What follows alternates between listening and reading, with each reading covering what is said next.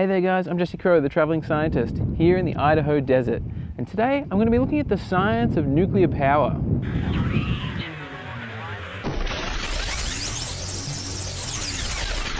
So I'm here at Experimental Breeder Reactor-1, or EBR-1, the first ever nuclear power plant. And I want to answer a few questions like, what's the deal with nuclear power? How does it work? Is it safe?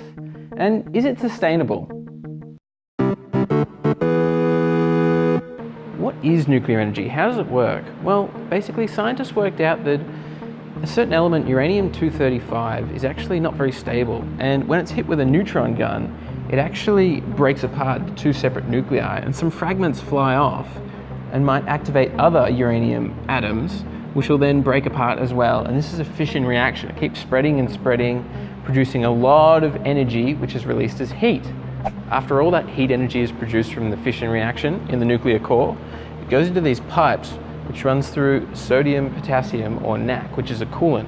It's a liquid coolant that cools it down and goes through these secondary pipes and up into the steam vents. So it produces all this steam, and the steam turns a turbine, which activates a generator to produce electricity. So that's the concept behind nuclear power, but is it a safe process?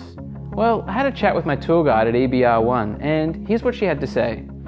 So I'm here at EBR-1, and I've managed to have a chat with the tour guide, Alana, all about nuclear power and this awesome place. So I just want to ask you a couple questions about nuclear safety. What is the deal with safety? Like, if we were to open up a nuclear power plant in Australia, for example, is there a risk that it's going to explode and cause another Chernobyl? So the thing with nuclear power plants is you cannot set cores off like a bomb. The only thing with nuclear power plants safety-wise is what happens with the fuel after it's gone through its cycle inside of the reactor.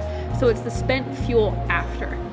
Right. That's the dangerous part of nuclear. And that's like the radioactive waste, right? Yes, that's the radioactive waste. All that you see with like the radiation scare, that's a ton of stuff you've seen from movies and comic books and how the Hulk got his powers with the gamma. No. There's no way. There's no way. The only time that there's going to have any sort of issue is if there's any sort of meltdown, and any nuclear meltdown or issues that the world has ever had has been human related. Right. It is man's issue. Human error. Although the Fukushima meltdown in 2011 was caused by a tsunami, not by human error. And so, is there a possibility that human error could come back to cause another sort of problem like that in the future, or have there been safeguards put in place to prevent those sorts of accidents? It would have to take a lot. It would have to take a lot of human error. A lot of human error, like.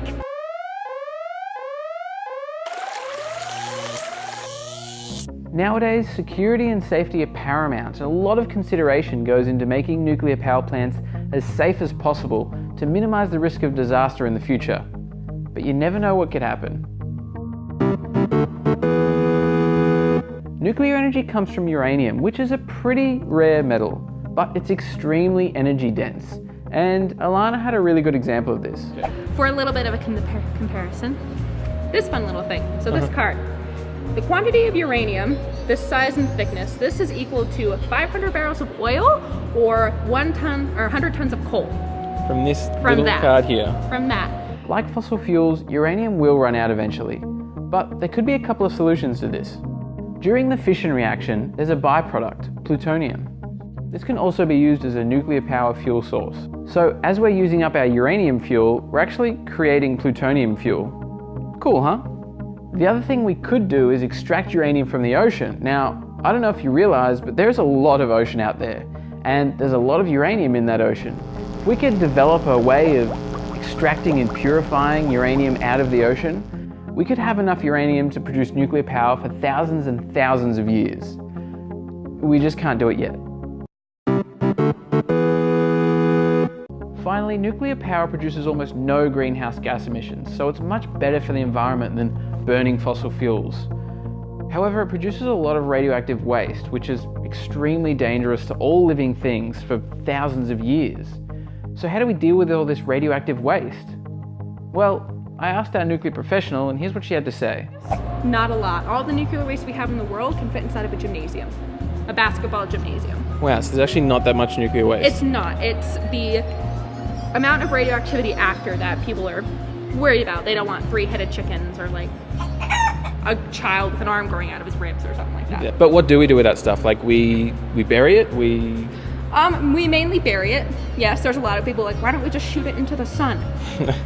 No. There's reasons why we can't There's shoot a stuff reason into why space. we can't shoot stuff into space. But what we're doing currently now is all over the United States and all over the world, there's different names for them, but in the United States we call them RWMCs, radioactive waste management complexes. And those are what contain and be able to package stuff properly for long-term storage.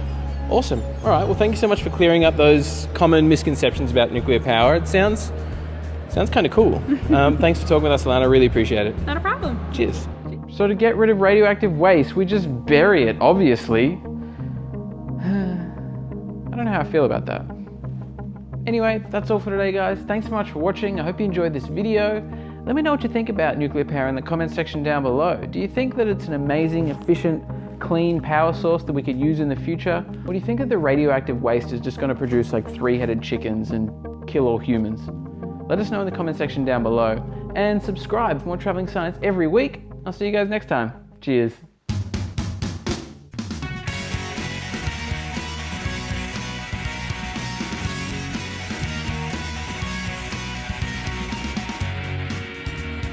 So this is the scram button that you press when you want to shut down the reactor and scram, get out of here.